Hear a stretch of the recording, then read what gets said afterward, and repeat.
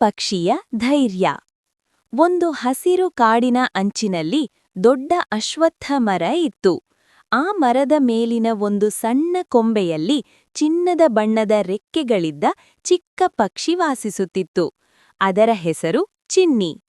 ಚಿನ್ನಿ ತುಂಬ ಚುರುಕಾದರೂ ಸ್ವಲ್ಪ ಭಯಭೀತ ಸ್ವಭಾವದ ಪಕ್ಷಿಯಾಗಿತ್ತು. ಪ್ರತಿ ಬೆಳಿಗ್ಗೆ ಅದು ಆಕಾಶದಲ್ಲಿ ಹಾರಾಡಿ ಸಿಹಿ ಹಾಡು ಹಾಡುತ್ತಿತ್ತು. ಕಾಡಿನ ಎಲ್ಲಾ ಪ್ರಾಣಿಗಳು ಅದರ ಹಾಡನ್ನು ಕೇಳಿ ಸಂತೋಷಪಡುವಿತ್ತು. ಆದರೆ ಚಿನ್ನಿಗೆ ಒಂದು ದೊಡ್ಡ ಭಯ ಇತ್ತು: ಬಿರುಗಾಳಿ.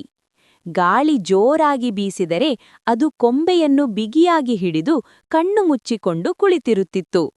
ಒಂದು ದಿನ ಆಕಾಶದಲ್ಲಿ ಕಪ್ಪು ಮೋಡಗಳು ತುಂಬಿಕೊಂಡವು. ಗಾಳಿ ಜೋರಾಗಿ ಬೀಸಲು ಶುರುವಾಯಿತು. ಮಳೆ ಹನಿಗಳು ದೊಡ್ಡದಾಗಿ ಸುರಿಯಲು ಆರಂಭಿಸಿದವು. ಕಾಡಿನ ಪ್ರಾಣಿಗಳು ತಮ್ಮ ತಮ್ಮ ಆಶ್ರಯಗಳನ್ನು ಹುಡುಕಿಕೊಂಡವು.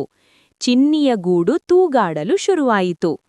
ಅಯ್ಯೋ, ನನ್ನ ಗೂಡು ಹಾರಿ ಹೋಗಬಹುದು ಎಂದು ಚಿನ್ನಿ ಭಯದಿಂದ ನಡುಗಿತು. ಆ ಸಮಯದಲ್ಲಿ ದೊಡ್ಡ ಗಾಳಿ ಬೀಸಿತು. ಗೂಡು ಕೊಂಬೆಯಿಂದ ಬಿದ್ದು ಕೆಳಗೆ ಬಿತ್ತು.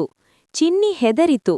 ಆದರೆ ಅದು ಅಲ್ಲಿ ಕುಳಿತು ಅಳುವುದನ್ನು ಬಿಟ್ಟು ಧೈರ್ಯವನ್ನು ನೆನೆಸಿಕೊಂಡಿತು. ಅದರ ತಾಯಿಯ ಮಾತು ನೆನಪಾಯಿತು: ಕಷ್ಟ ಬಂದಾಗ ಭಯಪಡಬೇಡ, ನಿನ್ನ ರೆಕ್ಕೆಗಳು ನಿನ್ನ ಶಕ್ತಿ. ಚಿನ್ನಿ ತನ್ನ ರೆಕ್ಕೆಗಳನ್ನು ಬಲವಾಗಿ ಬೀಸಿ ಮಳೆಯಲ್ಲಿ ಹಾರಲು ಪ್ರಯತ್ನಿಸಿತು. ಗಾಳಿ ಅದನ್ನು ಹಿಂದೆ ತಳ್ಳುತ್ತಿದ್ದರೂ ಅದು ಕೈಬಿಡಲಿಲ್ಲ. ಮರದಿಂದ ಮರಕ್ಕೆ ಹಾರಿ ಸುರಕ್ಷಿತ ಸ್ಥಳವನ್ನು ಹುಡುಕಿತು. ಒಂದು ದೊಡ್ಡ ಕಲ್ಲಿನ ಬಿರುಕುಗಳಲ್ಲಿ ಅದು ಒಂದು ಸುರಕ್ಷಿತ ಜಾಗ ಕಂಡುಕೊಂಡಿತು.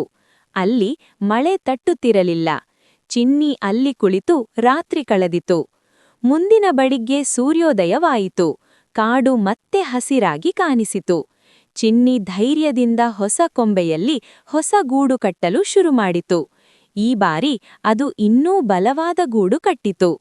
ಇತರ ಪಕ್ಷಿಗಳು ಆಶ್ಚರ್ಯದಿಂದ ಕೇಳಿದವು: ನೀನು ಇಷ್ಟು ದೊಡ್ಡ ಬಿರುಗಾಳಿಯನ್ನು ಹೇಗೆ ಎದುರಿಸಿದೆ? ಚಿನ್ನಿ ಮುದ್ದಾಗಿ ನಗಿತು: ನನ್ನ ರೆಕ್ಕೆಗಳು ಚಿಕ್ಕದಾಗಿರಬಹುದು, ಆದರೆ ನನ್ನ ಧೈರ್ಯ ದೊಡ್ಡದು ಎಂದು ಉತ್ತರಿಸಿತು. ಆ ದಿನದಿಂದ ಚಿನ್ನಿಗೆ ಬಿರುಗಾಳಿಯ ಭಯ ಇರಲಿಲ್ಲ. ಅದು ತನ್ನಲ್ಲಿದ್ದ ಶಕ್ತಿಯನ್ನು ಅರಿತುಕೊಂಡಿತು.